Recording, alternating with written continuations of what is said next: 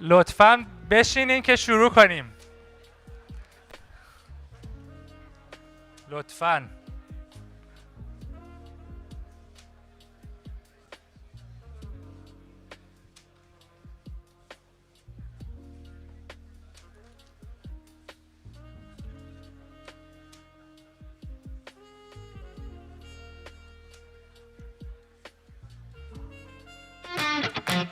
I am thrilled with what's happening here, but I see this as only the beginning of what could be a much, much larger effort.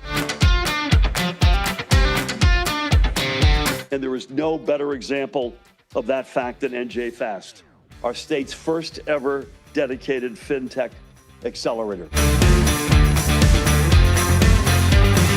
So today marks the launch of NJ Fast, which is the New Jersey FinTech Accelerator at Stevens Institute. It is a culmination of roughly 2 years of hard work with NJ EDA, Prudential, Stevens Institute, and Plug and Play coming together to create a platform that is meant to accelerate roughly 20 to 30 startups annually, help them grow, help them receive funding, and help them land in New Jersey so that we can create jobs and help future-proof the economy. It has long been what has helped grow the economy in New Jersey, going back to the days of Bell Labs and Thomas Edison. Governor Murphy came into office.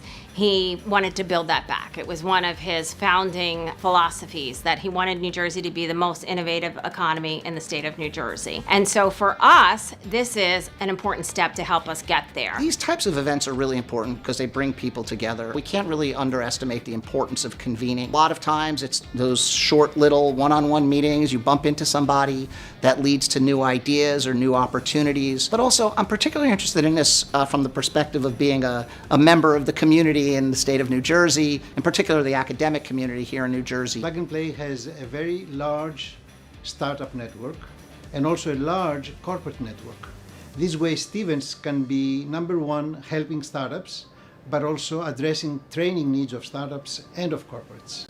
So in that way, I think it's a win-win model. And so Plug and Play actually was helpful as, both certainly the business development piece, which is critically important in the beginning for sure, but also just getting introduced to the ecosystem, meeting other founders, meeting other investors, institutional investors, and just getting advice, I think, was very practically important. I am so happy and surprised how enthusiastic everyone I have met has been at Stevens University, the governor's office, Prudential team.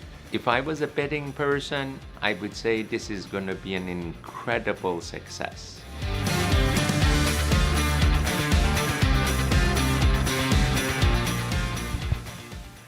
Hi everyone, welcome to another Persian Tech Network this November. I'm Ahmad Reza, part of Persian Tech Network and your host for tonight. We have a packed and exciting program tonight. As you know, we have 3 startup presentations, 2 online presentations and 1 in person. And then we have a special segment with Payam, a pianist and entrepreneur who will share a little bit about his background and his company Payam Music. Of course, he's going to play some piano tonight for us, and hopefully those songs that we all know and love. After Payam's performance, we will move into fireside chats, first with Hadi Partovi.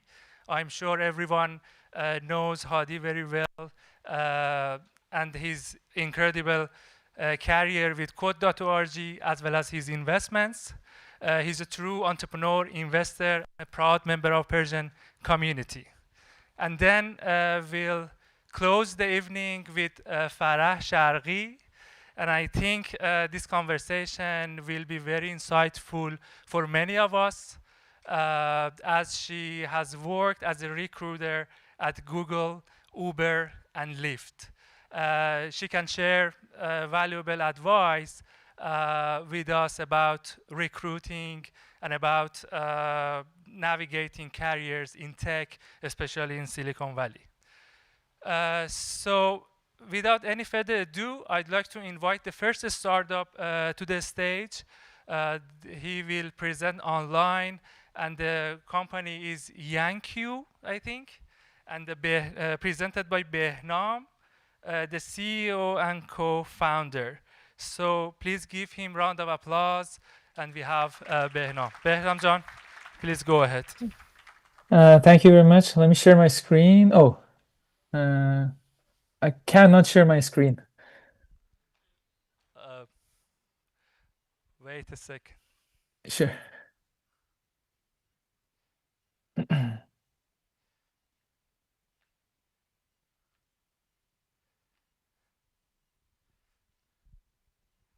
Some technical issue. Yeah, go ahead, Behnam John. Sure. Okay.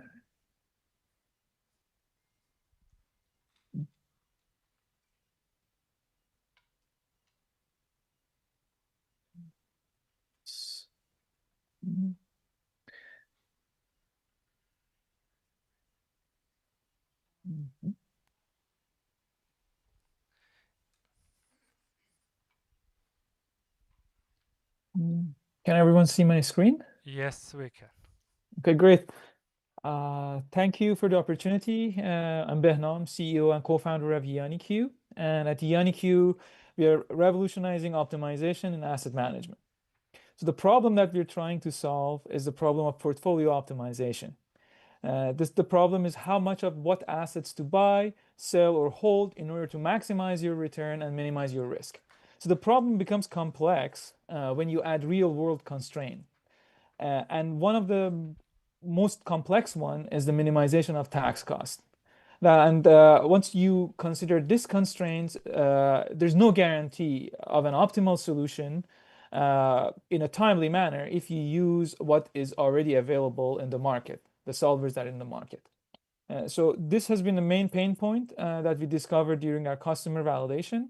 And this problem, in a technical sense, is an NP-hard problem and falls under the umbrella of the mixed integer programming problem.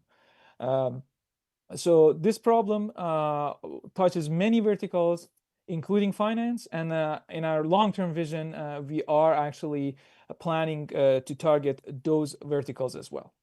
So what is our value prop?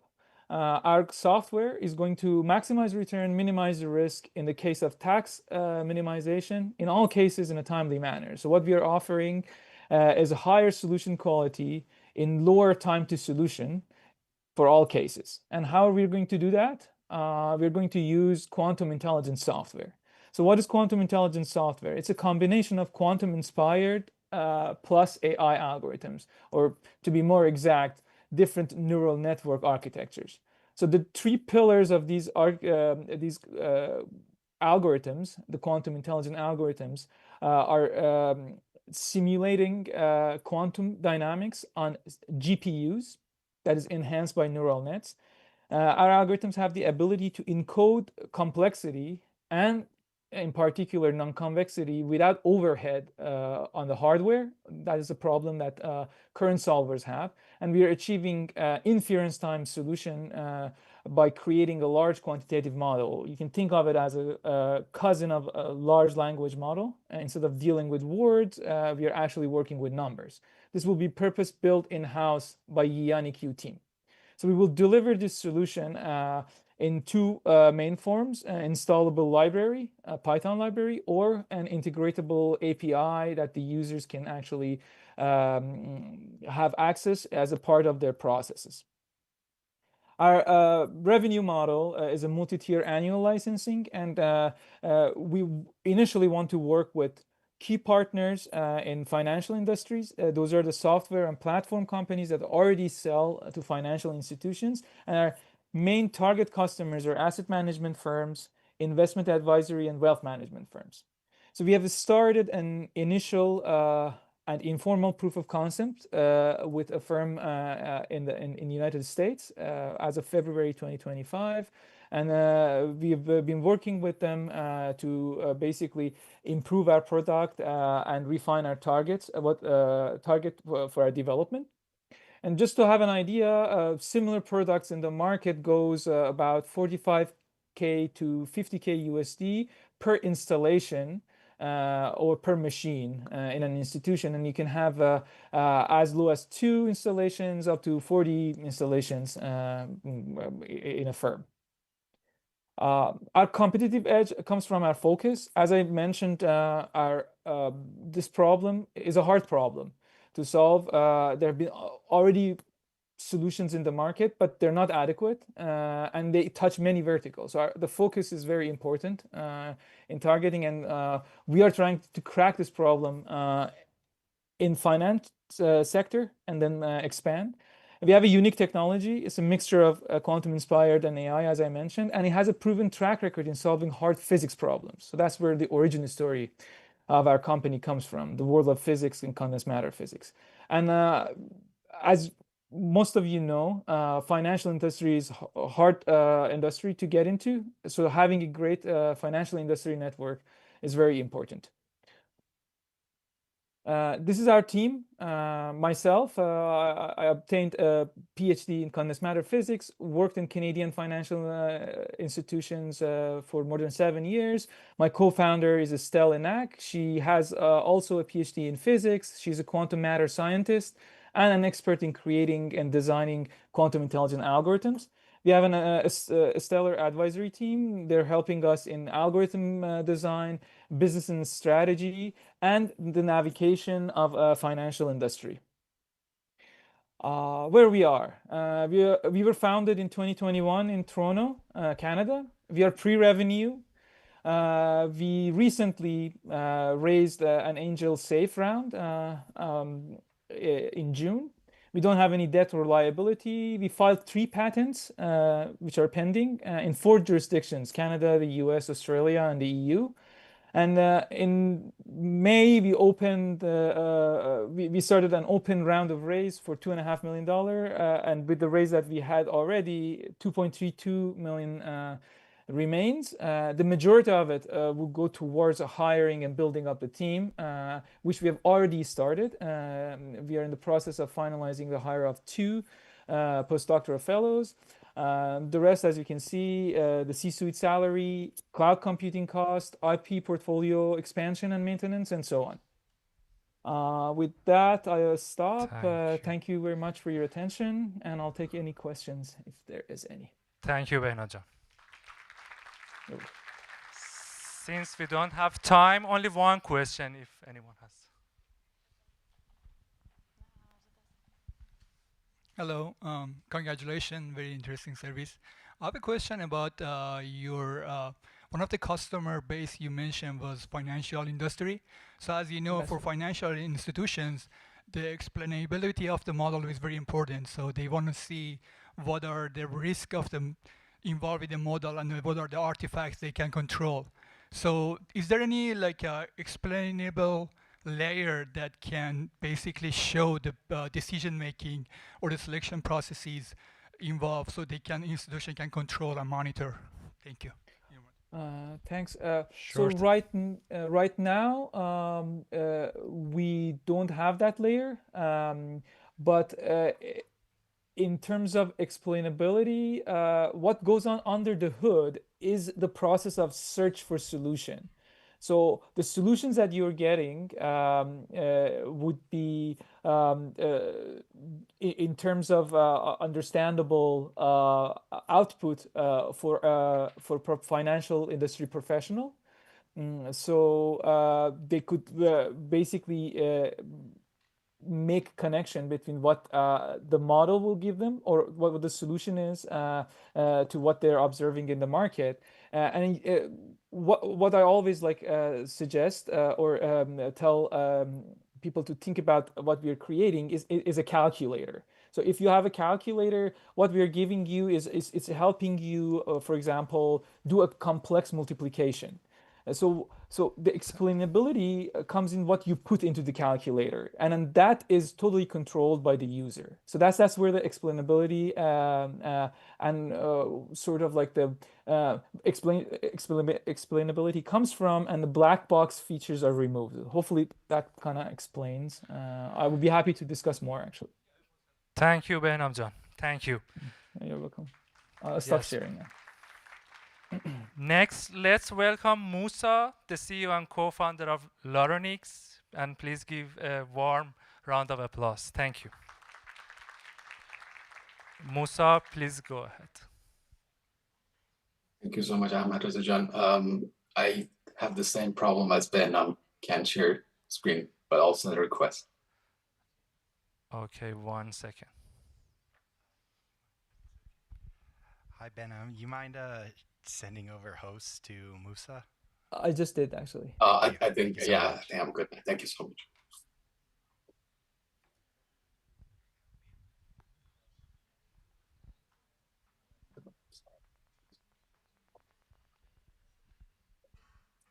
Do you see my screen? Yes, we do. Okay, awesome. Thank you so much. I'm Musa Ahmedi, co-founder and chief operating officer at Laronix. I would like to invite all of you for just a few seconds to think about one morning when you wake up and you realize that you don't have your voice that day. You can't talk to your family members. You can't connect with your friends. You can't communicate with coworkers. Unfortunately, there are more than 150 million people that have conditions that affect their voice and their ability to connect with others around them. For around 10 million people globally, that condition is a critical disability, meaning that these patients are, their lives are completely disrupted by their condition. And when we look at the solutions that are available for this group of patients, which I'm going to explain later, they are very old school, they are very invasive and causing biohazards, but also they sound unnatural. And actually, the last innovation in this domain was happened 40 years ago. There are two main groups of patients that I would like to discuss. The first group is laryngectomy patients. So these are throat cancer survivors that unfortunately, because of their condition, went through a very invasive surgical laryngectomy, which is a surgical removal of larynx, and then they are completely voiceless. These patients go through many, many years of isolation, anxiety, and depression without any effective solutions for them. And they have the highest suicide rate among all cancer survivors. The other group of patients are the ones that experience severe voice loss. So 2 million ICU patients every year go through a procedure called tracheostomy, and then they lose their voice in the ICU. So they're not able to connect with the family members. Also, they're not able to communicate with the clinical staff. And that really affects their treatment during that period. But also around 7.5 Parkinson's patients gradually lose their voice, and then they gradually enter that bubble of isolation anxiety. So when we look at the solutions that are available for permanent voice loss, there's only surgical solutions available. There's actually a plastic valve that is inserted between trachea and esophagus. And then what it does is act as a vocal fold. But then the problem is that these solutions create a very whispery voice. I'm gonna play one voice sample for you. Hello, my name is Torin, and I have a voice. And as you can see, the other problem is that they cause many medical complications. They could get infected and they could get swallowed and they could put their patients' lives in danger. In the ICU domain, there's actually a huge technology gap. There is no solutions available for patients to allowing them to communicate. And the only solution that is there is actually for the patients to write on a piece of paper, as you can see in this picture, and then communicate with others around them. That's where we come in. Laronix is a medical device company at this intersection of medical technology and voice AI technology. And we have developed a set of smart and non-invasive artificial larynx devices for these patients, allowing them to speak. The way that we design our technology is that we looked at how we speak naturally and then how we generate voice. So when I'm speaking right now, my lungs are generating air, and then my vocal folds are vibrating, and I'm using my mouth muscles to speak with that. So we created medical devices that exactly have all of those elements, resembling lungs, resembling vocal folds, but also like with the tube, we send that voice signal into the mouth, allowing the patient to speak. So this is one of the patients speaking with one of our devices. Hello, my name is John. Hello, my name is John, and I'm from New York. And I hope you have a nice day. Bye-bye. You can detect that New York accent as well. But also by working with Google in a close collaboration, we use artificial intelligence to even get that voice and improve it further, and then get to what we call the ultra realistic voice quality for these patients. My mother is 95 in a nursing home. She was, well, obviously devastated that I had cancer again. And the first time I spoke to her, she cried. It was very emotional for both of us. The fact that with the Luronics, I had a conversation with her after the thought was that I would never be able to speak again was really, truly emotional.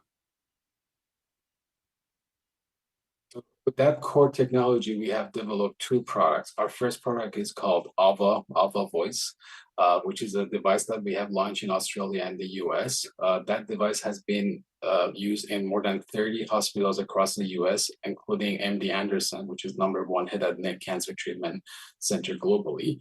And through that process, we have been generating around $100,000 of sales and pre-sales in the first month that we brought the product to the market. Our second product is called Mira Voice, which has the elements of the artificial intelligence that I played. And then now it's available to patients and hospitals through early access programs. Quickly, in terms of where we are standing compared to the competition, the surgical approaches that I talked about, they are on the invasive side. There is only one electronic device available for this patient that's called electrolarynx. And that's a device that is invented, that was provided 60 years ago and hasn't changed since then. So our devices are both non-invasive, but also very natural sounding and then customizable and personalizable by using the voice AI technology. Quickly about our market, that our market consists of two different domains, permanent voice loss and severe voice loss. These markets are traditionally very separate, but then by creating devices that work for both domains, we have been able to connect these two markets and have access to a $21 billion market in US and Australia.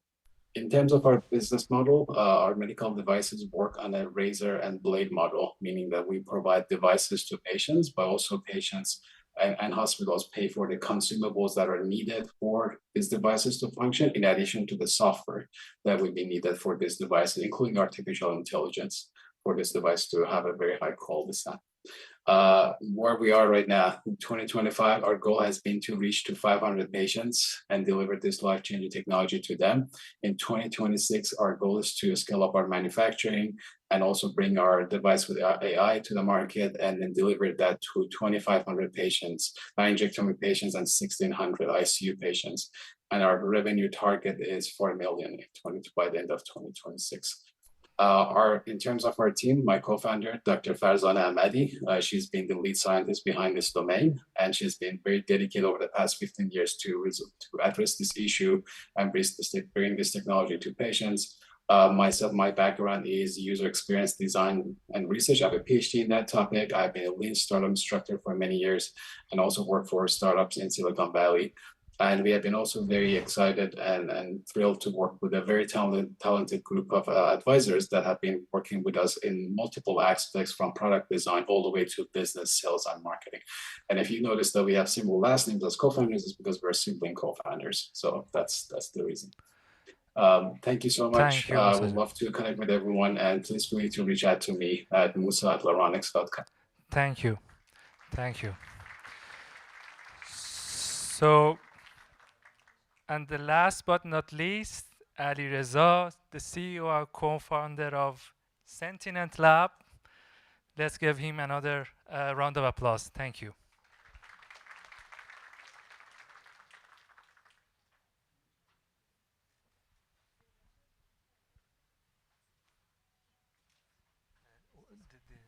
Good evening.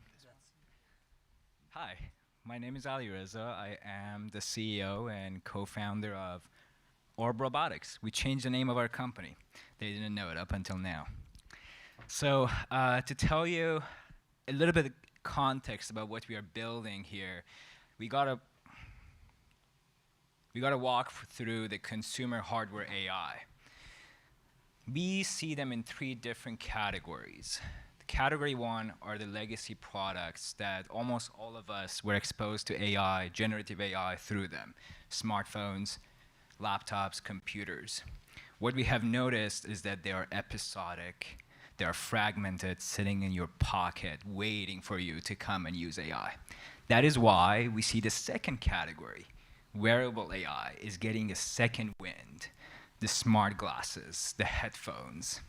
But where we are focusing is the last category, the static assistants, your HomePods, your Alexa. We see the problem with them that it is not a matter of how smart they get. Because of the form factor, they're sitting in the corner of your house and waiting for you to shout over to ask about the weather. You will never ask your kid to go learn a new language from your assistant. And that is what we are focusing on, the form factor that has eyes, ears, motion, and contextual memory. We're introducing Blue. Blue is your social companion robot at home, and it's one of a kind. It moves around, it knows you and every family member by face, voice, past history, and memory. And it has so many functionalities, not to wash your dishes, but it has intellectual memory. We will get to it, but before that, this is not a new space. Let's walk through this space. Between 2015 and 2020, there were a lot of companion robots came to the space. Jibo, Moxie, they raised tens of millions of dollars, sold tens of thousands of units. They all failed. They overpromised, underdelivered simply because the technology was not there. RNNs were not nearly as good as what we have today. So by start of 2022, we started seeing the rise of these companies again. Now we see Miko, Bali, and even Hugging Face released a robot called Richie. You can purchase it for $300, right? So the space is growing. Miko has sold about 1 million units. They're not a good robot anyways. We can get to it later. But you can purchase your own very companion robot for $9,999. No, I'm kidding. Let's drop a 9, flip a 9, $699. It's just crazy to think about it. You can have your own Baymax Big Hero 6 at home that can do so many things for you. And the $20 monthly subscription, what is that for? That's optional. We are working with many visionary builders in the Bay Area who are building AI apps that do fitness, they're your doctor. They don't want to launch it on your iPhone because they want to have so much more context. They want to see the user all the time. They want to hear the user all the time. And these are some of the apps that you will be able to get on your Blue. So it's an ecosystem of the apps that are not just sitting in your pocket, but they are ambient in your environment. The pre-orders will start in December. If you like one, please come see me. We only take private pre-orders. Shipping begins in Q1 2026. We have only invested our own money. We'll reach about $500,000 investment from me and my partner. And we are projecting to hit 150K by 2026 February. My name is Ali Reza. I have a bachelor's and master's from University of Colorado Boulder. And I'm the CEO of Robotics. Danny Koo, where is Danny, is my co-founder. And he has had 4 startups with successful exits. You can find our website down there. You need the private code to purchase it. Thank you very much. Thank you, Aliza. Thank you. Only one question.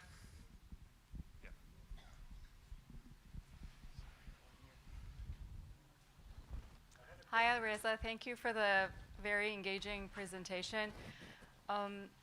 So I was actually talking to my 4-year-old son today about robots, and I was telling him that I'm going to this event that they teach children about codes, and then my husband was like, you should explain to him what coding means. And then I said, this is how you can communicate to robots. And so we started talking about I would want to purchase a robot that would wash dishes and help me pick up toys. And then my husband goes, I don't want a robot who would spy on us. So how do you address that question about privacy, like these electronics constantly monitoring? It could be an invasion of privacy having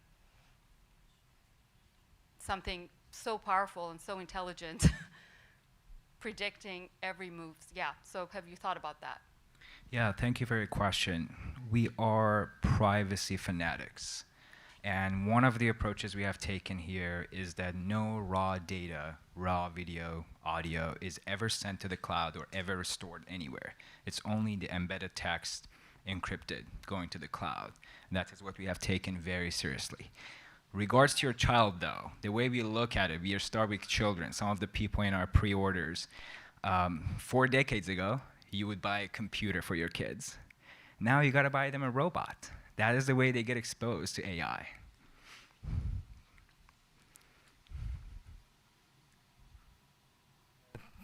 Thank you, Aliza Jan. Thank you so much. Now, please join me in welcoming Payam to the stage. Please come to the stage and take it over. Aliza Jan.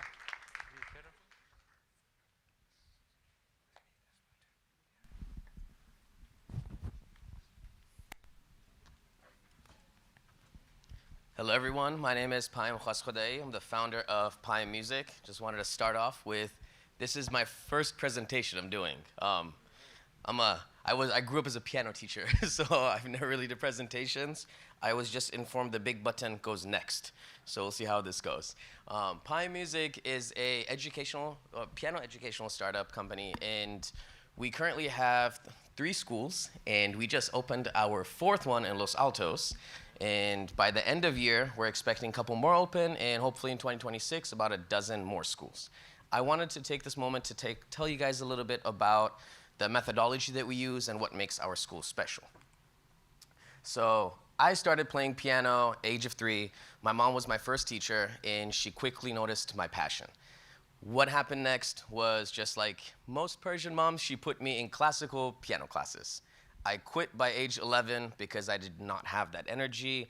I wasn't connecting with the music, didn't want to learn scales, chords, cadences, arpeggios. So it just was something that I lost passion for. Now, thankfully, I grew up in a creative house and I was able to compose music. Using composition, I got back into piano. Now, at age 16, I started teaching my first student. Her name's Zoe. But I taught the same methods that I grew up learning, using the Alfred series, using the Faber series, using traditional sheet music. But I quickly realized that a lot of my students were having the same issue as me. They weren't connecting with the music. So it got me thinking, what can we do to change this? And fast forward, a few years later, age 19, I graduated from the University of Washington. My background was in developmental psychology and pediatrics. And in graduate school, I studied pharmaceutical bioengineering. Now, going the medical path, very different than music. But one day in class was my aha moment. We were sitting there and just learning very simple concept on how the brain learns language. First step is children hear, they identify the noises, they then speak, and they mimic it. You then understand what it means, and then finally you learn how to read. Now, this is how any of us would learn any language, whether it be Farsi, Chinese, Korean, Russian, whatever the language is. But one, music. Music teaches you backwards. They first make you read, and you have no idea what the concepts are that you're reading. You have no idea what's going on, and then people start getting a little confused. Most end up quitting. Now, this is what led me to build something that we call the Payam method. We use an alphanumeric notation, which is as simple as ABCs and 1, 2, 3s. This makes learning piano incredibly easy, and we've been doing it for about 10 years and have had a little over 1,000 students learning from us. Now, before we get too fun, I want to ask, how many of you guys have played piano growing up? Show of hands. Okay. Now, how many of you guys know how to read music? Violin, trumpet, guitar. Cool. So, for everybody, including the same ones that know how to do this already, we're just going to do such a simple demonstration for you guys to see how easy this is. We're going to take our right hand. Our fingers are numbered 1, 2, 3, 4, 5, starting from our thumb. Now, typically, you would do this in front of a piano, but we're going to pretend our lap is the piano. So you're going to put your thumb on middle C. Your thumb, middle C, finger 1. Now, we're going to learn a song called Jingle Bells. We're going to pretend that we're in the shoes of a little 4-year-old student right now that doesn't want to sit there learning the techniques and just wants to play a song. The numbers you see up here, they're identifying the finger you're playing. So we start off with 3, 3, 3, rest. 3, 3, 3, 3, 5, 1, 2, 3. Now the student's playing a song. This is building the confidence. They're getting really excited. And then one of the questions I get is, but Payam, this doesn't teach my student how to read. It's not teaching them traditional sheet music. It's just teaching them these numbers, which brings me to another fun part of the brain. How we read is not by reading letter by letter. We do something called pattern recognition. So if any of you guys sit and read anything up here, or if you're reading a book, you don't read letters by itself. You're doing something where the brain looks at the words, looks at phrases, looks at sentences. And quickly you start realizing that, these are the 5 lines on our treble clef, and the relationship between the notes moving up and down is exactly what it would look like if it was sheet music. So without the student realizing, they've been learning this, it's been implementing, and it just makes the learning process way more enjoyable and builds confidence right off the bat. Now, over the years, we built this entire curriculum out from level 1, as young as I've had 2.5-year-olds start playing with me, all the way to concert level pianists. But one of the things that was also very dear to us, me as a composer, I loved writing music. And I started realizing that, it's not just the songs that should be fun that I liked growing up. Let's put songs from Hollywood to Bollywood. So you can see we have from level 1, Sultan Ghalba, you have higher songs, Pirates of the Caribbean, John and Mariam, songs from Disney, pretty much anything that has a melody, you guys can learn on the piano. Now, this approach made really big results. The traditional method, we have something in the music world called the diploma. The diploma is our black belt equivalence. Typically takes 10 to 12 years to reach there, and then only 1 to 2% of students graduate. Using the Payam method, our students get there in about 4 years, and then 96% graduate. So this is something that a lot of people just got really excited about. And then my favorite part of it is the fact that after a year of taking lessons, only 3% of our students stop piano, compared to about 80 to 85% in the classical world. Now, I can just talk about the results, but I want to take a moment to introduce one of our students. His name is Darius Partovi, and I'm just going to show a little quick video on how his progression was at our school.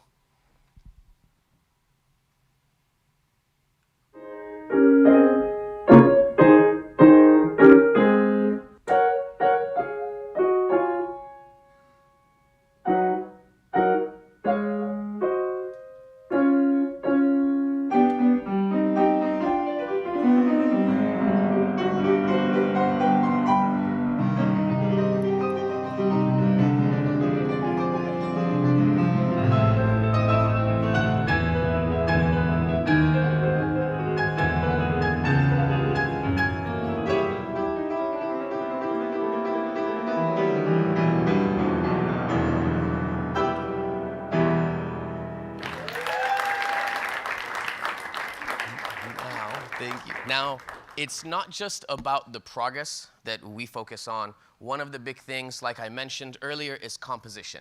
Now, creativity is one of the most amazing human skills that we have, that as years are going by, especially in the world of AI right now, it's getting lost in that.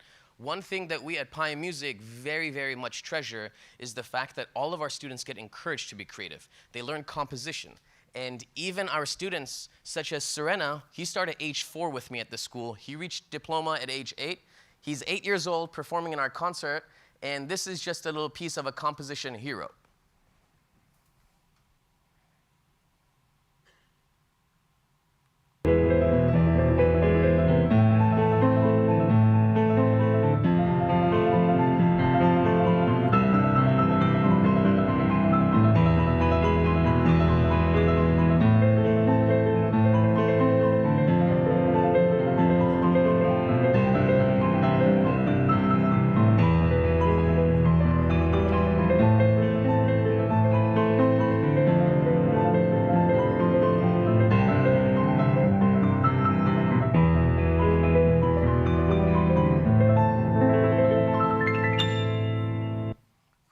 Now, they're amazing, I know. I get so excited. I have like proud moments as a teacher all the time. Now, one thing that I love that I was mentioning and I'm going to constantly mention is composition. In the United States, the largest composition competition is the National PTA Reflections Program. In 2024, about 300,000 students across the United States competed in this competition. And in Washington State, 5 students across all ages were selected as the state winners. Every single one of those 5 came from Paya Music. That same competition, oh, thank you. That same competition, 14 students were recognized nationally out of the 300,000. Our school only submitted 40 students total. 4 of the 14 were also from our school. Now, this year in 2025, our young student superstar right here, Adrit, is the youngest student, one of the youngest ever, as a 3rd grader to win 1st place nationally across K through 12. So it's not just that the students are coming here and learning piano, it's more so that they come and they fall in love with piano. And that's one of the biggest things for me, is that passion is something that needs to be engraved in our students. Now, if you think back to my first student, Zoe, she was 6 years old. Fast forward a little over a decade, Zoe is now teacher Zoe. She's 20 years old, and Zoe's student is 16. Our students fall in love with piano so much that once they graduate, they come back to the school and they become instructors, inspiring the next generation of students. Now, the reason I'm here is not just to let you guys know that we opened a location in Los Altos. There's a lot of really big news around the school, and I can't say a lot of it, but if you guys were paying attention, one of the students I did name is Darius Partovi, which is the son of Hadi Partovi. And now, we're going to have a lot of national coverage coming soon and a lot of celebrity endorsements that's going to put Paya Music from this little school in Bothell, Washington on the grand scale in front of tens of millions of students.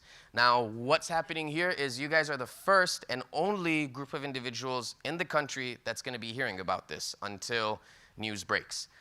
I am here for the rest of the week. We just opened our location in Los Altos. Today was grand opening day. And one thing we love doing with families is something called an orientation day. The orientation, I see all the phones coming up, yes. This QR code will take you guys to our school's website.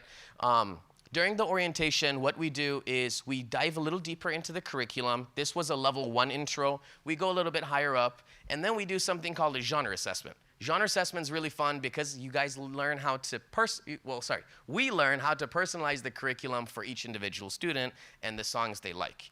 Now, feel free to register through here, or I'll be around the rest of this evening.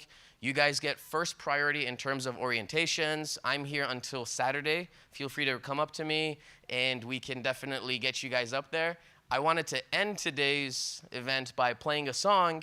I was thinking of, since composing was such a big part of the school and one of my biggest passions growing up, I was going to play a song that was one of the winning songs I competed with called Bittersweet, Khatirai Talkh o Shirin, and I hope you guys enjoy it. Now, it has a lot of Iranian melodies in it too, so you guys might be able to notice that. Thank you so much.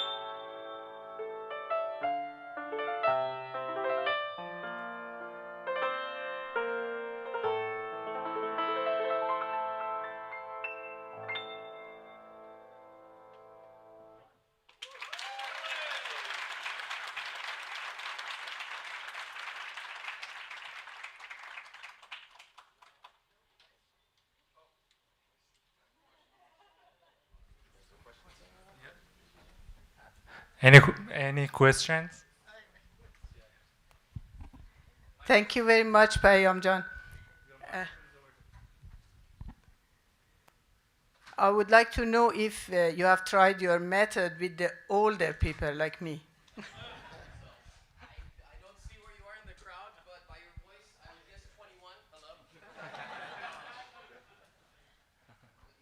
On. So one of my first students I had was about 70 years old. And this methodology, so while it was intended for children, one thing we were very surprised about was the fact that a lot of our adults, so a lot of the parents, would end up registering with their kids because they'd come to me and say, wow, this was so easy. I see my little one learning it. I started learning it with them. And we started realizing that it isn't age, like there's not like a limit. It's like, oh, you turn 12 and you can't do it. But traditional music has an age limit typically. That's why a lot of people, they're like, oh, like I'm an adult now, it's a lot harder for me to learn. But with our curriculum, our adults learn a little bit faster than our average, even like the little ones. So we've tested it up to 72, and so far it's worked. But if anyone here over 72, feel free to, we'd love to test it again. But yeah, it works with adults pretty well as well. Yes. All right. I'm very happy to be familiar with you. And I wanted to ask you, because I'm playing tar for a few years, I wanted to know that is your plan,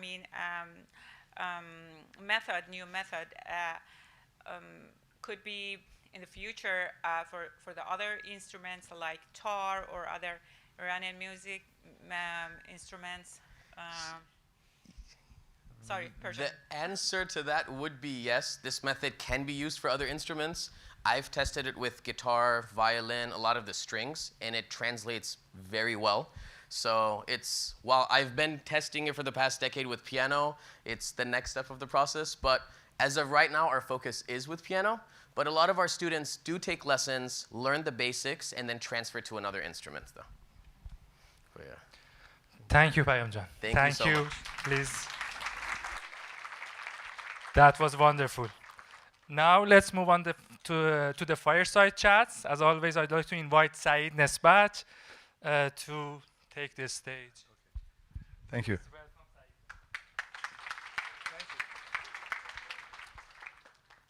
Good evening. Welcome to another fireside chat of Persian Tech Network. Before I invite our guests to come over here and we would chat, I would like to remind you again, I do this all the time, and I would like to remind you that you are here to make connections.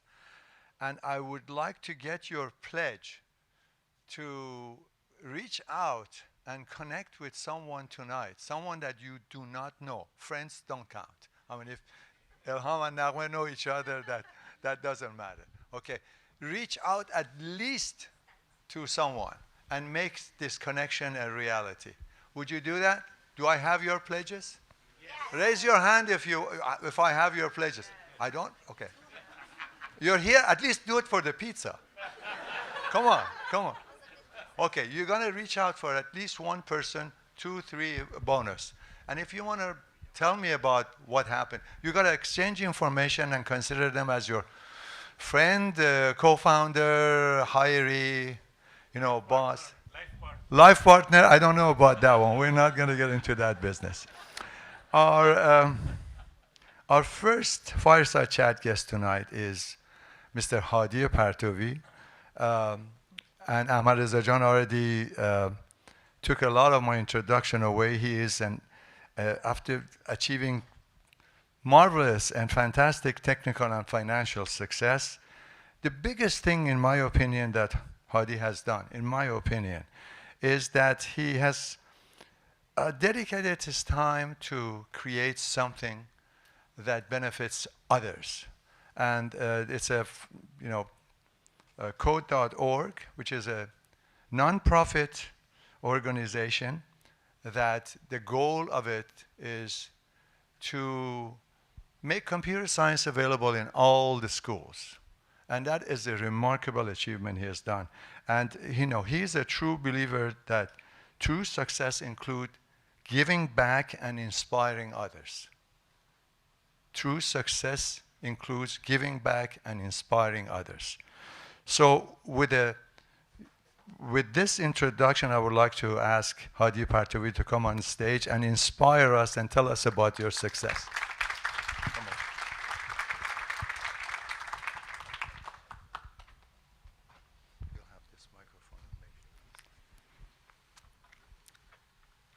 Thank you so much for the very generous introduction, and it's so wonderful to be here. Not generous at all. Thank you very much for making the time to be here tonight. And you usually start with the origin story, so I would like to ground us there and saying that, asking you that you were born in Iran. Actually, I'm telling you, but tell us, when did you leave Iran? So I was born in 1972, and I was about 6, turning 7, right around the time of the Islamic Revolution. So that was, for me, it was, I think I was in 1st grade when that was happening, and I stayed there until 6th grade. So 1984 is when I left. I was 12 years old. So that was after the revolution, the war, and a few years of the bombing of Tehran. So is your New York Times interview that says you left at 11 wrong? No, I was a few months away from 12 years old, so I was 11 and a half. Iranian entering the 12th year. I know, that kind of. Almost 12. And you came over here, and in your interview that I mentioned, you say you're coming from an entrepreneur family. And you're also coming from an educator family. Tell us about it. What did your mom and dad do? So my mother's side of the family was the Khosrow Shahi family, and there's many, many entrepreneurs. And she is the mother of my famous Khosrow Shahi, your cousin, who is running Uber. He was my mother's cousin's son, technically. In the same family, But there's many successful Khosrow Shahis, and also there's many sort of members of our family collectively. But on my father's side, the Partovi side, is multiple professors. My father, Firuz, was the founding professor at Sharif University, or RDMR.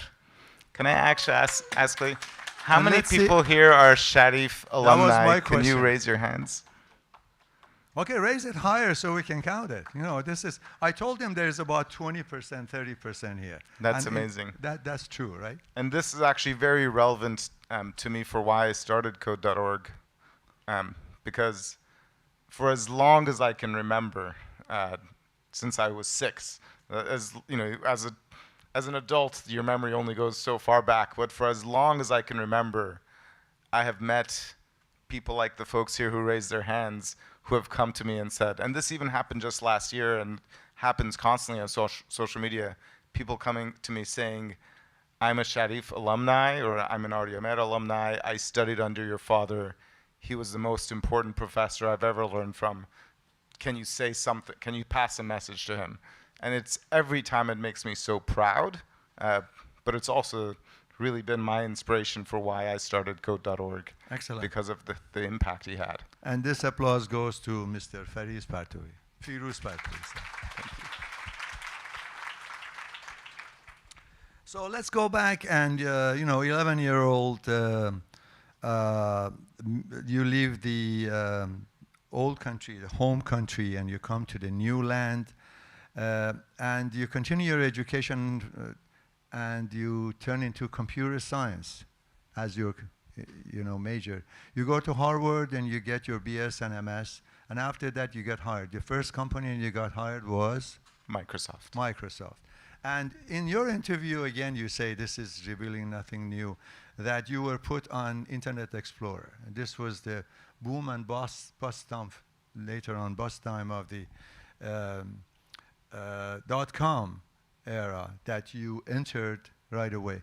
Tell us, how was your introduction and your experience at Microsoft developing IE, or Internet Explorer? What did you prepare for? So first of all, I wasn't just put on the Internet Explorer team. I was actually initially put on what was called the Information Superhighway team, which at the time was a team at Microsoft with like 1,000 people, and our job was to build the thing that would connect people when the internet goes away.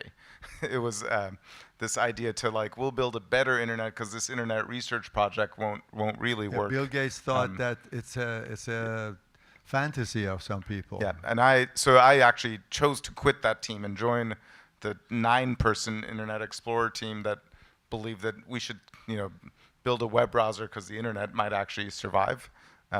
And I say this because, to personalize it for people in this room, if a corporation puts you somewhere, or your job career sort of takes itself, you may end up in a good place, but it's much more important to figure out where is the action and to go into the center of the action. And at that time, actually, the action wasn't on the Internet Explorer team, but it was clear that the internet was growing. It was clear this was where the future was heading, and being at a team or in a company that is going to define the future was really important to me and helped me throughout my career afterwards. Sorry, so you started working on Internet Explorer before Netscape sued Microsoft? Long before Netscape Long sued, before. yes. Okay. That's an interesting story, but we have a lot of other fish to fry over here. What happened after Microsoft? After Microsoft, I started a startup named Tell Me Networks together with my former enemies from Netscape. Actually, some of the early engineers from Netscape were all sort of in the same startup together with me. And Tell Me Networks was eventually acquired by Microsoft a few years later. For a good sum of money. So that was your first successful entrepreneurial experience. And you did another one right after that, and that was successful too. My second one, I wouldn't say was successful. It was like, it was one of these like this and then like that. The first one was so good, the second one didn't shine. The first one was amazing. The second one was basically like a plane that goes straight up and then comes straight back down and crashes. What did you learn? Did you learn more from the first one that succeeded so much, or from the second that didn't so? I mean, I actually think you learn from success and failure. Actually, some of the greatest success comes from failure. So the more you fail, the smarter you are in some ways. The thing I learned the most, though, from my first startup was the importance of keeping focus on customers, revenue, the things that matter. Because I had come from a big company, and when I returned to Microsoft, I found this large sort of culture where people were more focused on their boss and making themselves look good and how to get a promotion and doing the same thing that I'd done before. Yeah, and not thinking about what do our actual customers want. They didn't act like founders, whereas in a startup, everybody acts in the interest of the company. And having a founder's mentality is something that is hard to find in corporations and is very natural when you're at a startup. So after the startups and after those experiences, and you were financially okay, you decided to dedicate yourself to making Code.org. What is Code.org? How does it work? So Code.org is a nonprofit dedicated to the vision that every student in every school should have the opportunity to learn computer science and now AI. And we started this because there's so much excitement and interest about coding or computer science, and most people think of it as how to get a job in the tech industry. But the reality is, whether you go into tech, into law, into healthcare, even farming, everything is turning digital, and yet our school system teaches the same subjects as 100 years ago, whereas computer science is just as foundational and important as biology or physics and chemistry. Everybody learns what is a red blood cell, or what is that water is H2O, not just if they want to become a surgeon or a chemist. And for the same reason, everybody should learn what is an algorithm, how does the internet work, and increasingly, how does AI work? It should be part of the curriculum. We've now basically, both in this country and globally, built an online curriculum and an advocacy engine that has helped reach over 100 million students on Code.org, which is an amazing accomplishment for over 1 million teachers who have basically introduced our curriculum in classrooms. Excellent. So besides setting the goal and having the vision, what did you do? What did you actually do? And in fact, your brother, your twin brother, was part of it too, right? So my brother helped get it off the ground, but for me, this has been 12 years of insanely hard work. There's it's, and I don't mean to, my brother's work was some of the most important. In fact, actually, there's an interview we both did, which was probably the most meaningful thing he did. This may sound funny, but it's actually quite relevant. We were talking to the Wall Street Journal, and we had just launched Code.org, and at the time, it was just a video, an amazing video promoting computer science. And then the interviewer asked, "What's your plan after this?" And we didn't have a plan. But Ali said, my brother, he's my twin brother, he said, Hadi's dedicating the next 10 years of his life to make computer science a reality in every school. And I'm just smiling in the interview, and afterwards I was like, what?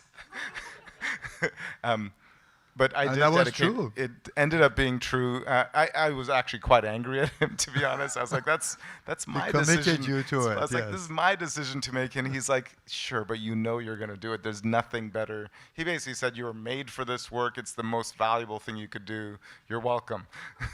And I have been dedicating, almost every hour of the day or beyond the work day to the work of Code.org, to marketing computer science, to creating courses, talking to teachers, talking to politicians, recruiting celebrities, presidents, even the Pope, to try coding, to basically make computer science accessible and something that should be part of schools. What was the biggest challenge? By far the biggest challenge is getting over adults is thinking that this is like too hard for little kids, and it should only be for the genius, like nerdy kids. Whereas, we'd shown regularly that 5-year-olds can start coding, and they actually like it a lot more than learning the other things they have in school. In fact, we'd hear from teachers that they are saying to the kids, you can't do the coding until you finish your math, and they were literally using coding as the carrot to get the kids to do the other schoolwork. But the grown-ups in charge of the school system didn't realize how much the kids love technology, and that's been the hardest challenge, getting them to think of computer science as fundamental, as basic, just like algebra. Code.org has changed how millions of students view computer science. In your experience, what's the most surprising or inspiring reaction you've seen from young students and teachers discovering this? Oh my gosh, there's too many things. Give us the top two. For me, the greatest inspiration of the work I've done in the last 10 years has been the work of classroom teachers. Because what we did would not have been possible without millions of teachers who themselves, having never tried computer science, never coded, deciding, I'm going to do this in a classroom with my kids. And that's a pretty intimidating thing to do, to bring a subject you've never learned. Imagine if somebody told you, if you're a chemist, you're going to start teaching quantum physics or anything you've never studied, and be like, today we're going to teach coding. It's my first time, and doing that with children, especially teenagers, who are sometimes the harshest critics. And we've had millions of teachers introduce computer science into their schools. These are the most passionate, hardest working, and most underpaid people in society, and that's what's inspired me the most by far. Any of those students that you saw turning on computer science as you provided the means for it, you were tempted to finance and invest in? So Code.org works at the K through 12 level, but a lot of the students who start on Code.org make it later, but we don't really, it's hard to invest in somebody when they're 17 years old at that stage. But there are so many graduates of ours. I think somebody here just met me and told me they started on Code.org. He's right over there. Almost every week now I meet an entrepreneur who's in their 20s, but they say, oh, they started computer science when they were, when they were 8 years old on Code.org. Yeah. And my twin brother's venture firm now is investing in the youngest talent, identifying the smartest juniors and seniors graduating from colleges. And I would guess about a third of all the computer scientists graduating from universities in the US got their start on code.org, if not more. That is fantastic. That's so satisfying. Um, Besides that, you also do investing. You have invested in multitude of companies. 50, the article said, I'm sure it increased. What is your criteria for investing, and how do you tell if somebody coming to you has the metal to be invested in? First of all, I don't know if I tell. I can guess. And well, what are your criteria? I can share my criteria, but I don't. And as any successful investor, I think if they're being honest with themselves, has a degree of doubt of how much have I been lucky versus I've been right. And you know, the best investment I could do is to go back in time and invest more in my successes in the past, and you never know if how I decide is actually right versus just been lucky. For me, the most important characteristic historically has been technical acumen, at least when I'm investing in technology. And this has been something that very much has differentiated both what my brother and I do from typical investing. Typical investors are, I would say, like business school graduates, and they look at the slides and they want to see a good presentation. And some of my best investments, I saw the presentation, then I said, okay, now let's do a coding interview. Oh. And like, let's pretend I was going to hire you for a software engineering job. If I was going to do that, we'd do a coding interview. I want to see, you know, how you do. And this is both good to identify good people. It's also a good way of identifying good ideas, but with a not as great person. Anybody who's been through a software engineering interview knows what it's like to interview somebody who's like, sounds good, but can't fully do it. And I've dodged many investment opportunities that way. But I can't always say I invest based on people, but that's the most important criteria. But it's technical skills. The second thing is charisma, because being really good on your own is nice, but if you want to build a team, if you want to raise funding, if you want to sell to customers, all three of those things require charisma. Like Payam, the guy who was on stage right before me, he's full of charisma. You know, He definitely is. He just makes an amazing presentation. Charisma is part of it, and then the third is persistence. Entrepreneurship is not easy. It's one of the hardest things, and I think Elon Musk said it's like walking on glass or swallowing glass or something like that. And there's so many founders who start a startup almost like they're like, oh, I'll try this for now, and like now I'm going to try a startup for a few years. And you know, doing a startup, unless you're like thinking this is for 10 to 20 years, the same way you think about marriage, it's like a lifelong commitment to build a truly successful company and sticking with it through the really, really hard times. And that level of persistence is rare. And so sussing out how truly passionate is an entrepreneur is part of the challenge. Excellent. That should scare away some of these people who want to be entrepreneurs. For the rest of them who are still persisting, what is your advice for them? What should they do to prepare themselves to be investable or to be successful in the entrepreneurial world? I mean, the first thing I would say is success doesn't come always like this. Some of the best companies and successes come after years of hard work. The media kind of popularizes the sort of instant overnight successes, and there are many of these, and the few people who are lucky enough to create instant overnight successes, like lucky them, but many other great companies take forever to become successful. So it's now easy to look at where NVIDIA is now, but it took like a decade of very hard work and longer of just like plodding along and believing that one day, and you know, and several pivots. Yeah, you know, there's many companies that go through pivots, and if you feel like I started it and it's not working and maybe this is not for me, it's better to just get out and admit that to yourself. It is not easy. It's not fun. Sticking through it is the hardest thing. Persistence. Yep. My last question is, before we open the floor for questions from people over here, you've gone from startup founder to social impact leader and investor. How has your definition of success evolved over time, and What keeps you motivated today? That's such a great question. You know, I recently turned 50, and before I turned 50, my life's most valuable possession was a piece of paper I had written when I was 20 years old, which had like a plan for the rest of my life. And I kept this for 30 years. It was like a really old piece of paper. And I kept it even though it was just like really meaningless things of like accomplishments that I finished within, most of them I finished within 5 years.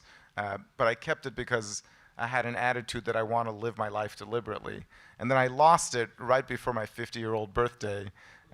And so I decided this was a sign that I need to make a new plan for my next 50 years. And so I wrote this down. I spent a year and spent 4 pages worth of writing how I want to live my life, the type of person I want to be, what's important to me, including what is my definition of success. And that includes things like shifting from caring about money to caring about people, shifting from managing teams and projects to mentoring people.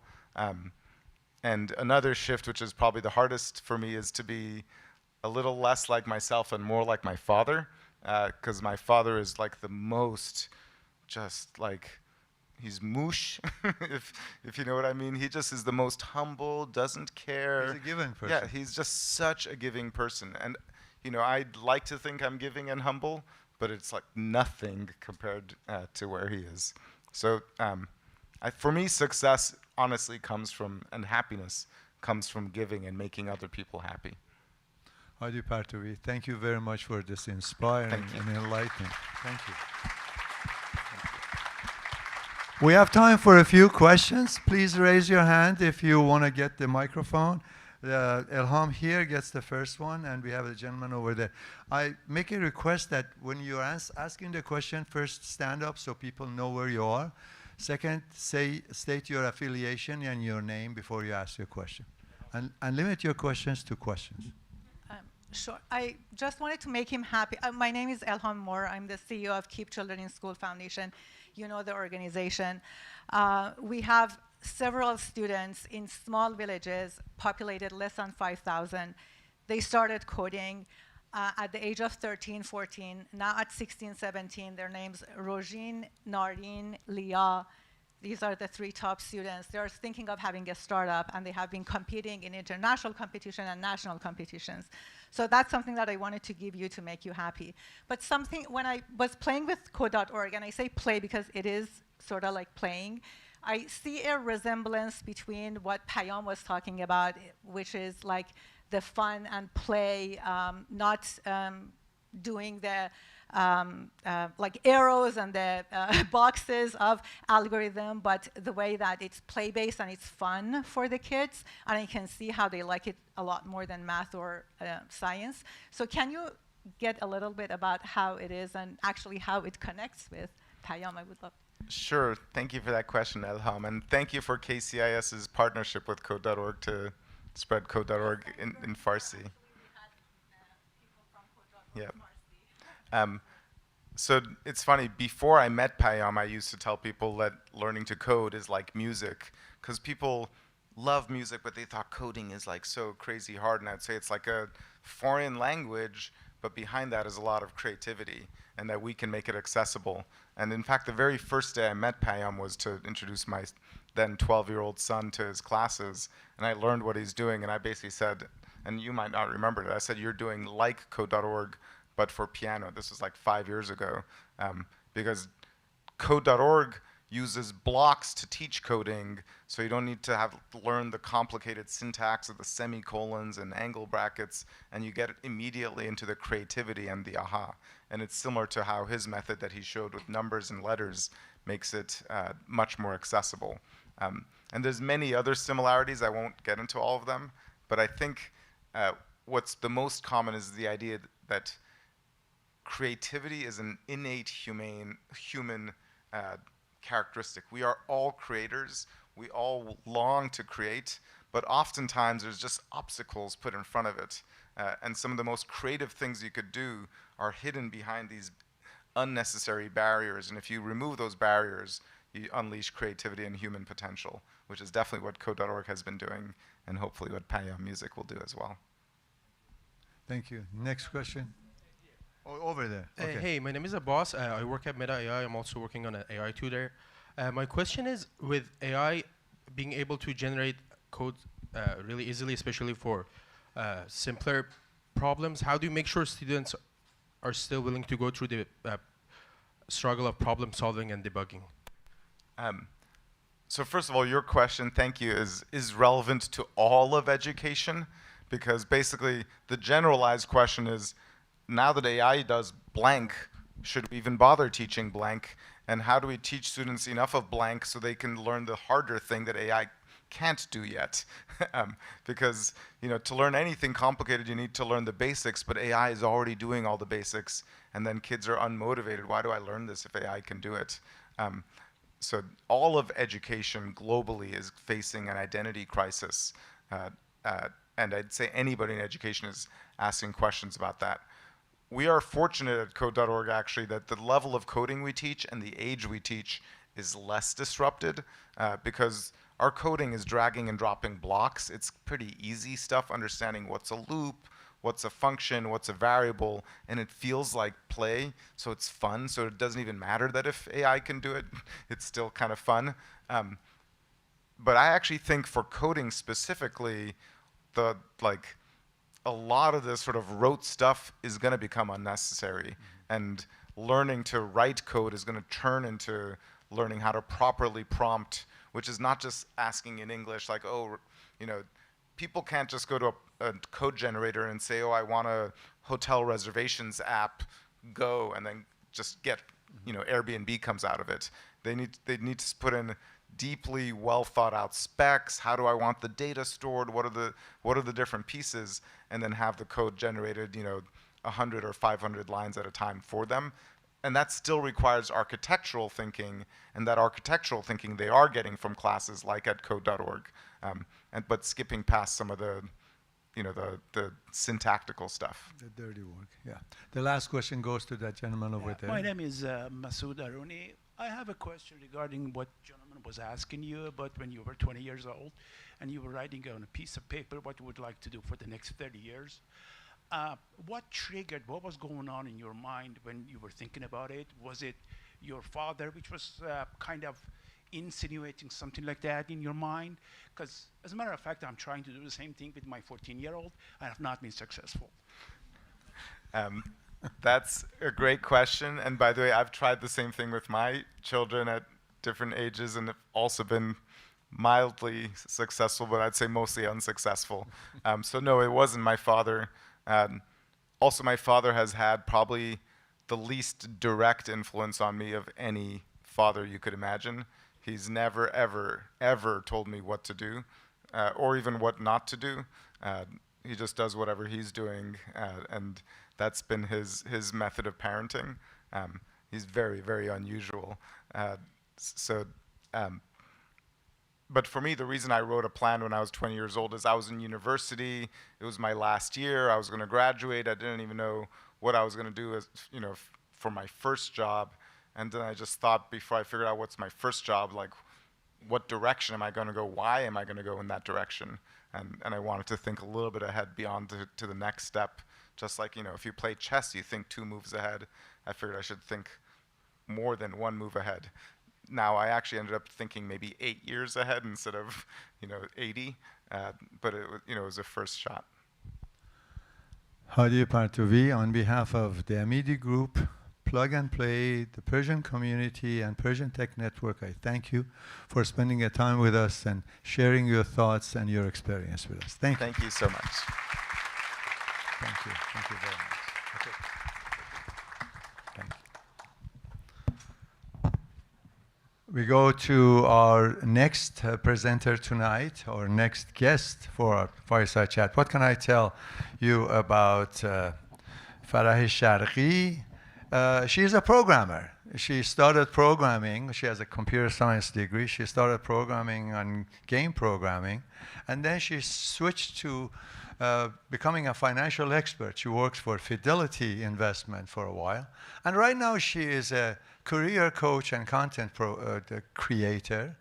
And she spent most of her career in dealing with recruiting management, and dealing with companies like Uber, Lyft, Google, a smaller company like Dill Mill, that was a dating company, managing how they recruit and how they should recruit, how they manage their resumes.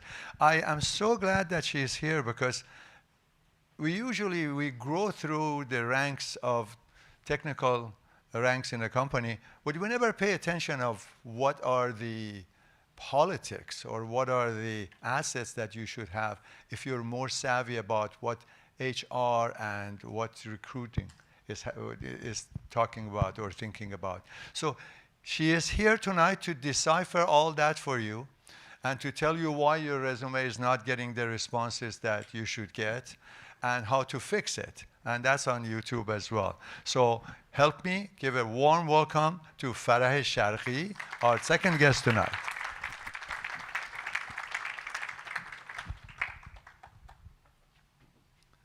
There's your microphone.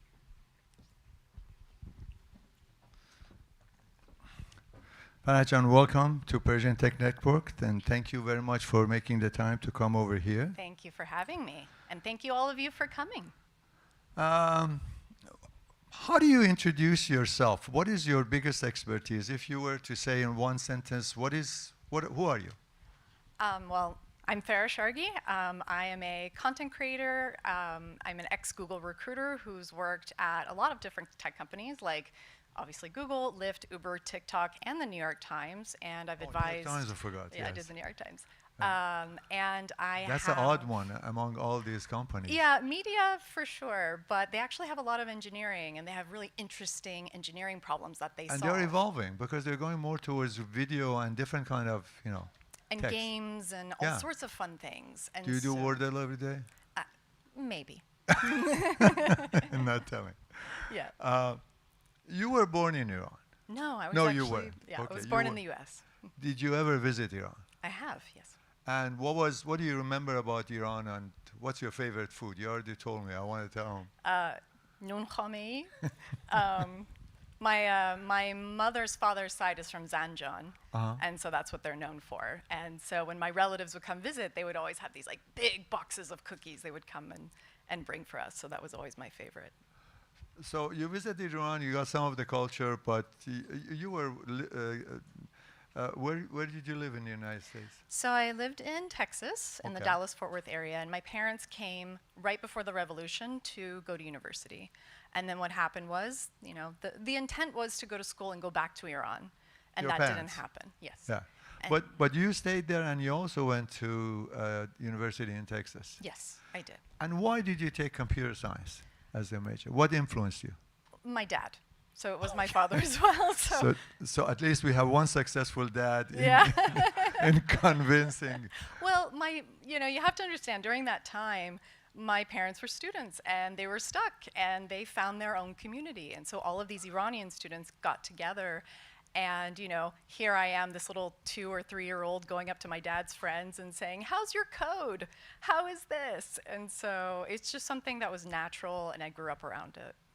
And then after you got your degree in computer science, you got employed as a programmer. I was, yes. And so I worked as a programmer. I also worked with my dad on some projects. So his specialty was digital imaging and signal processing, specifically ability to read text within images and videos. And so we did some projects for like Texas Christian University. So we did a lot of like archiving projects for them. So, yeah. But soon after that, after a few years, you found another attraction in the companies. And what was that? So what happened was I wanted to go to graduate school. I didn't know what I wanted to do. Fun fact, when I was taking my leveling courses to get an MBA, I sat in the accounting class. And after the 3rd class, I stood up, went downstairs, dropped all of my classes and said, if this is what it takes to get an MBA, I'm not doing this. Accounting this wasn't is not for you. me. Yes. That wasn't for me. Debits and credits, on both Yeah. sides, assets, liabilities. So what happened was I was talking to one of my friends, and she said, if you ever want to get a job, this company will train you to be a stockbroker. And I thought, well, that sounds interesting. I don't know anything about the stock market. Fidelity. Actually, it was TD Ameritrade first, and then they bought Fidelity. it. Yeah. So how was your experience as Fidelity? It was great. It was a wonderful company, very Did you well make run. a lot of money for your clients? I mean, it was a pretty good book of business. I mean, But you made another transition after a few years, and that was into the world of hiring and recruiting. Right. Okay. So I worked at Fidelity Investments for 7 years. I was the director of retirement services for University of California, which has the largest, what we call institutional plan. Pensions, all the pensions. Not the pensions, but the other side of the house. So Okay. like the 403Bs, the DCP plans. And so I would meet with janitors, I would meet with Nobel laureates and help them with their retirement plans, how to manage their assets, what they were invested in, all of that. And you were successful in that because, you became the director. What triggered the transition again? So Was it single moment or was it gradual? It was a moment, kind Crying of. in a basement again? So what had happened was I had went to go work for a smaller firm, and I opened the San Francisco office, but the firm itself had made some poor investment choices, and they laid off half the company. So it was LIFO, last in, first out, so that's what happened. In the process of getting a job, I reached out to a recruiting agency. And my recruiter had mentioned one day, well, I just got promoted. And I went, oh, congratulations. And I jokingly said, maybe I should take your job. And she goes, actually, that's something I wanted to talk to you about from the first moment I met you, but I wanted you to come to me about this first. And so that's how, that's how I became a recruiter. Because in my head, I thought, well, I'm having a difficult time getting a job. Maybe I should go get a job where I help people get jobs, and I can figure this process out. And so that's why I initially became a recruiter. And what company was that you This were? was Robert Half. Okay. And then later on, at some point, you were recruiting for Google for how many years? For about 2 years. About 2 years. Yeah. How was recruiting over there? I'm targeting Google, and maybe we go to DeMille. DeMille was the last company I was at. The smallest one. And something in between. I want to go through a comparison and because I'm sure people have applied to Uber and Google, among other companies. Tell us about Google first. So with Google, I hired What's behind the curtain? There's a lot behind the curtain I can't talk about, but I'll tell you a few things. Oh, please. I'll try. For you, Saeed John, of course. So I hired for the Moonshot Factory, primarily for hardware reliability engineering, but also hiring some niche roles like Moonshot Factory is X? Is that X, what it is? Which is the ultra researchy kind of a thing. You don't have to bring in any revenue. All you have to do is just something wonderful. You can, but I also supported like the Google Home products. So, the devices in the homes, the Android phones, right? Yeah. So, but I also hired like SoC architects and people who worked on the display modules for the products. SoC is what? Silicon? System on a chip. System on a chip. System on a chip. So the people who designed the rat's nests for the boards. So you had to deal with different types of characters. It was fun. It was really fun. I loved it. I learned so much. What did you learn? You learn really quickly, like with Google, you have to be a subject matter expert. They really take the foundation of what Google came from, which is a very highly academic research-focused company, and that is still weaved in through the fabric of the company. And so all managers are functional managers. So if you're interviewing for a manager role at Google, you need to be able to know what you're talking about. This is not a typical manager role where you're only managing people. You have to be the Yoda of the team. So if somebody comes to you and has a problem, you need to be able to help solve it. And you've seen many success and failures, mostly failures because they underestimated how much the manager knows in that. Correct. Do you have any story to tell that your NDA doesn't cover it? Maybe. Is there any kind of story in particular you would like? Funny ones and something that people can learn from, because funny makes people remember. I mean, I think for me, it's always the hiring manager interactions that are the most interesting. I think we give a little too much credit to hiring managers. Oftentimes, especially newer hiring managers, they think they know what they want, but they actually don't. So I, as a recruiter, have to go in and be a consultant to the business. I don't report as a recruiter to the hiring manager. I report to the business, right? And so when it comes to like mistakes or things that they're doing, a lot of it is predicated on them having clarity of what they need relative to what the market can support. So not many stories there, but Not many some advice. That was your weaving to go away from There the you story. go.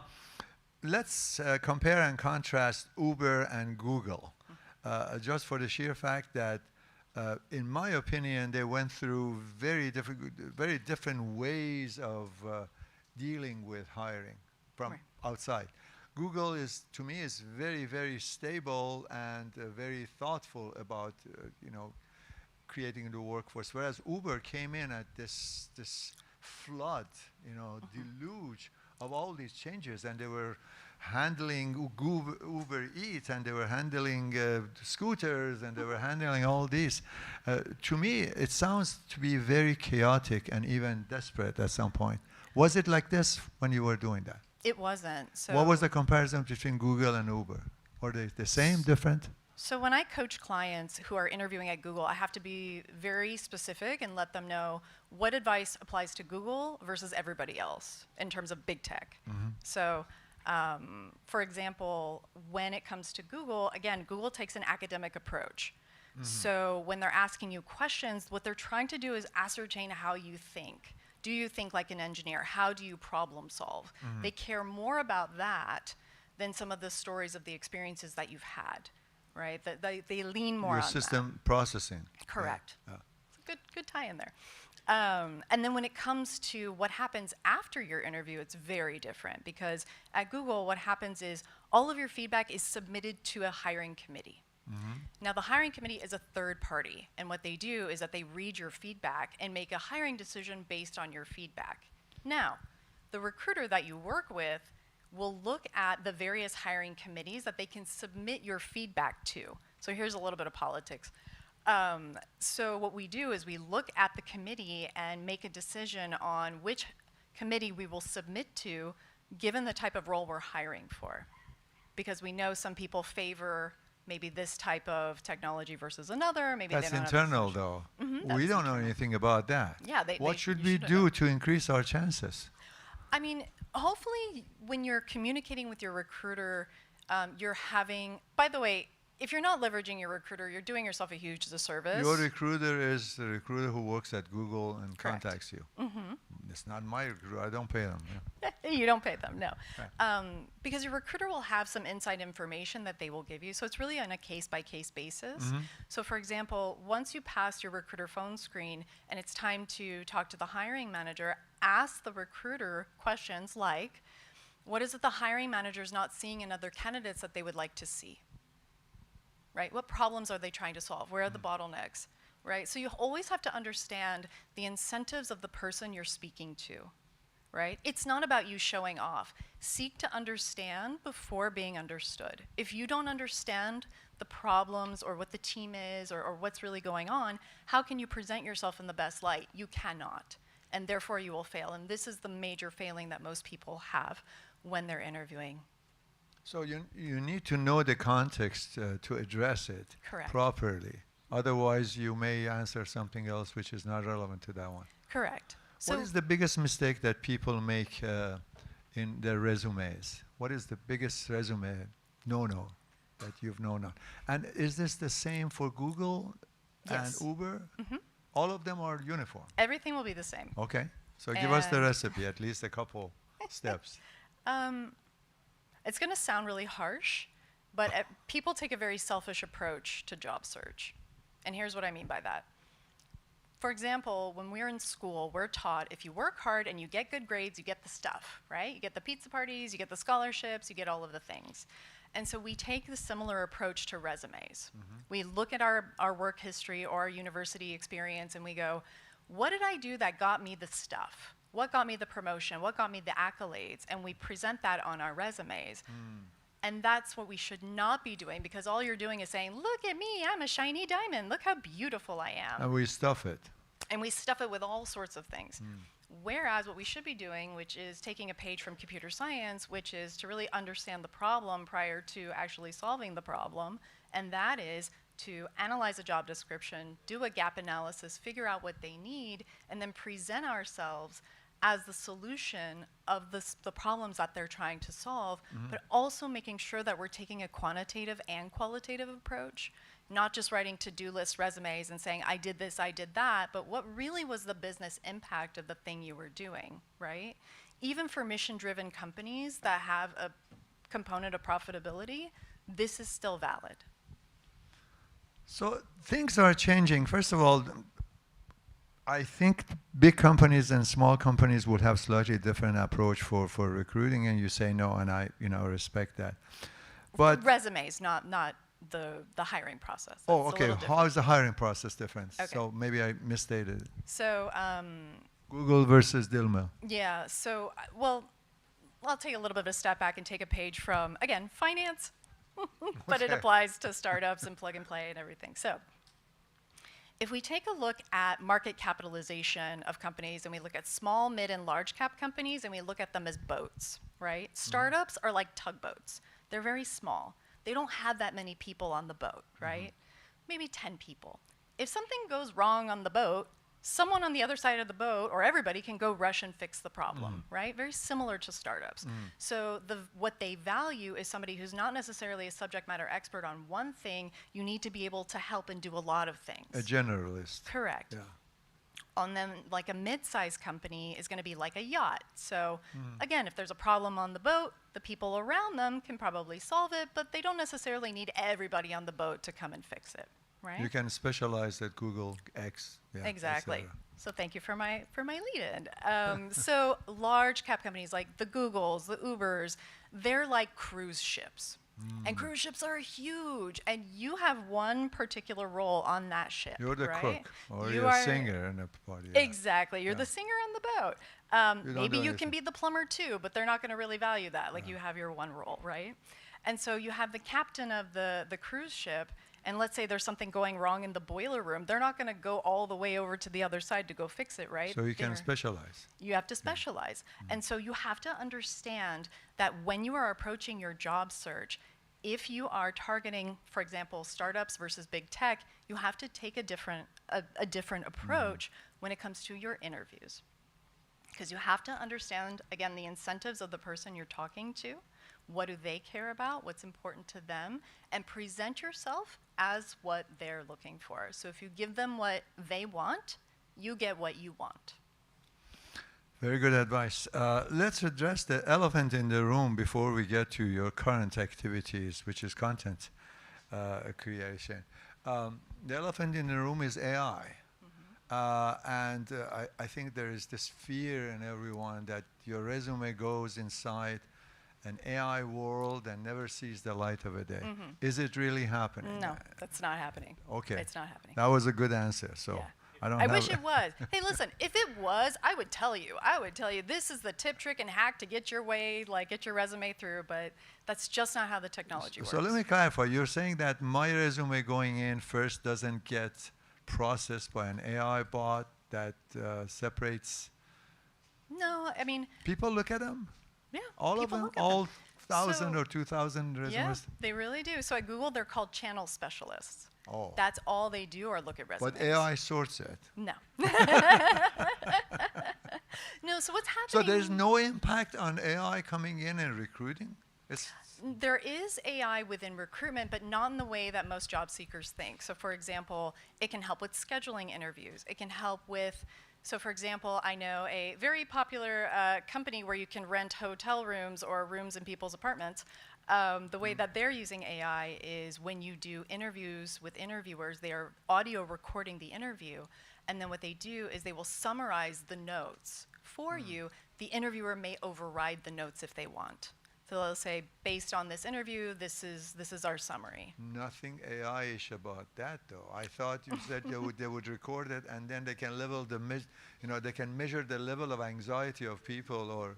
I'm sure they can do that. I'm sure there are things like that. However, but you're not allowed to tell us. But the thing that people are most concerned about is the front end of the process.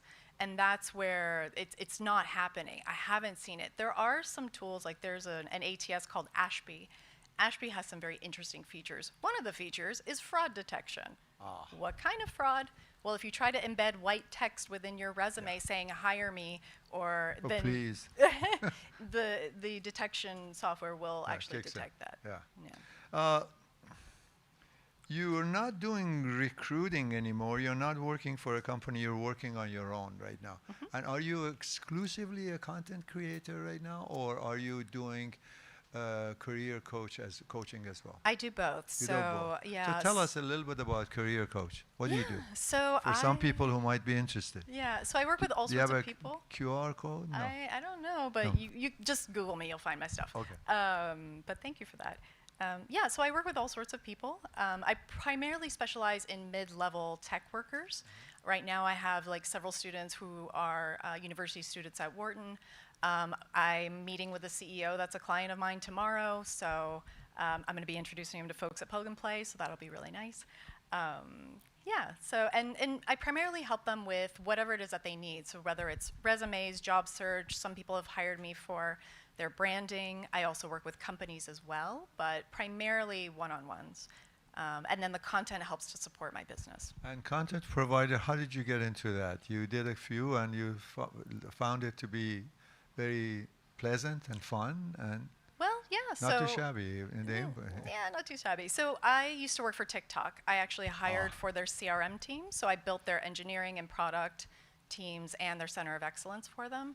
So of course, when you work at TikTok, you play with TikTok. And so I started to see really bad job search content. And as a result of that, I just decided, you know what?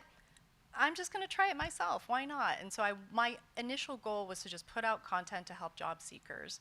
And it was more for fun. It wasn't for the sake of building a business or building a brand. That was never my intention. But that was ancillary, but it worked. Yeah. And then I actually was able to hire a lot of female engineers into like TikTok and the New York Times. So it was a nice way of actually being able to discover other people. So if anybody ever wants to create content about the work that they do, you might be found by a recruiter. So that's how I found my candidates. You have your content provided. No, your contents are mostly put on YouTube, or the only place, or is it on TikTok YouTube. as well? Yeah, mostly YouTube. I've seen a few of them. They're very nicely done. That's a little plug for you. So if you want to learn more about what she does or what kind of a content she provides, just look up Farah Sharqi on YouTube. Don't do it now, and then you would be able to reach her. Well, thank you very much for coming over here and entertaining us with your knowledge and with your experience. We have time for a few questions. If you have questions, raise your hand. And again, the same rules. State your name, affiliation. Do I see any hands? I can't see. If you raise it a little bit faster. Oh, there's someone over there. Oh, yes, two. That gentleman over there, please. Please state your name and your affiliation before asking question. Hossein Kuhani from Amazon, and thanks so much for a great chat. I have a question. I've seen, like, for instance, Google has like 3 apps per month sort of limit. And then recently, like, there's a lot of backlash on social media about Meta, like, blocking you for 12 months if you basically don't succeed in your interview. I was curious. I searched a lot. I talked. No one knows why. Like, what's the logic so that we can understand? That's a good question. It's called a cooling off period. So every company has different cooling off periods. So yes, in the past few years, Google has limited applications to 3. And then with some companies, like with Google, if you fail your first interview, you have to wait 6 months. If you fail the second time, you have to wait another year, and sometimes they don't give you a third. So it depends on the company. So for example, when I worked at TikTok, there was no cooling off period. And I went to my manager and I go, what do you mean there's no cooling off period? And she said, so let me get this straight. Someone fails their on-site interview. They can apply tomorrow and get another interview with another team? She said, yes. And I go, I don't know how that's efficient, but okay. So it really depends on the company and their rules. Do you have a personal preference? Because these jobs can be very specialized. So how come if you fail one role, you cannot apply for totally different roles? I'm curious. I think if it were me making the decisions, I think there should be some time of a cooling off period. The reason why is because I'll give you a cute story of a candidate that I had at Google. He was a hardware engineer, and he had never applied at Google. He was at Western Digital for like 15 years, and I found him because we needed like a highly specialized role within like reliability. He comes in to his interview wearing a 3-piece suit with a backpack filled with all of his projects. He couldn't sit down for 15 minutes to sit down to have his interview. He was that nervous, right? And we're like telling the interviewer, like, just wait, please be patient. And so I think what ends up happening is, by the way, he passed and he got a job at Google. He's still there. And he's wonderful. But the reason why there should be some type of cooling off period is because you need time to reflect. And you need time to also kind of calm down from getting rejected. Because getting rejected hurts, especially the first few times it happens, and you kind of get used to it over time. So you need that time to really reflect and go, okay, like, where was the misstep? Did I present the wrong thing? Did I say it in the wrong order? You know, what could I improve on? And you need time to improve. You can't just go the next day and go, okay, I'm gonna try again. Like, you really need to like self-reflect, and that self-reflection period will help you succeed in that interview. Thank you. Can you pass the microphone to this gentleman over here, please? And that's the last question. Hi, my name is Rami Bagiri. I am the business developer at SAP. Thank you for being here for us. One of those questions I have, okay, you also mentioned about the fraud. And you said also you don't use that much for the recruiting process. However, with the rise of generative AI, and then the last couple of years, of course, there are many candidates, they use it, or let's say abuse it. What is the biggest challenge for you to tackle that? When you say, let me ask a clarifying question. So do you have an example? Like? Here's an example. For example, I saw at YouTube, for example, when you have a kind of video interview, and there's somebody that puts some, through the voice to the ChatGPT, the question that interviewer asks is going to be then goes to the ChatGPT, and the answer comes up, and then they can read it out and then give the answer. That is one of those type of scenarios. Right. So the low-tech solution is the recruiter will, on video chat, ask the candidate to share their screens to see like what's going on. And that's one solution. I mean, there's not much. Yeah, but what is the biggest challenge If you for you? please, let's have the follow-up questions after we get done. Thank you very much, because otherwise we have other things to do. Thank you very much. On behalf of Plug and Play, the Amidi Group, Persian Tech Network, and the Iranian community, Farah, I would like to thank you very much for coming here and answering our questions. Thank you. Thank you for having me. Thank you, everyone. You can go, and I take this microphone. Thank you. Please remain seated. I have an important announcement to make. I have been giving this task to talk about the 25th years of SUTA and 60 years of Sharif University of Technology and Arya Mert University of Technology. November 15th, there is, what do you call it? A reunion? No, it's a celebration. It's a celebration. Sorry. There's a celebration on November 15th, and it's happening somewhere here. You can get the QR code and get the information over there. If you're Sharifi, and even if you're not Sharifi, or if you are like me who went to Sharif for 1 week and I still qualify, you can attend this and see your old friends and make new ones. And see, how is that? Yes, actually there is a panel that I will, what do I do? Interview? Moderate, thank you. I would moderate some of the big professors at Arya Mert University. That would be great.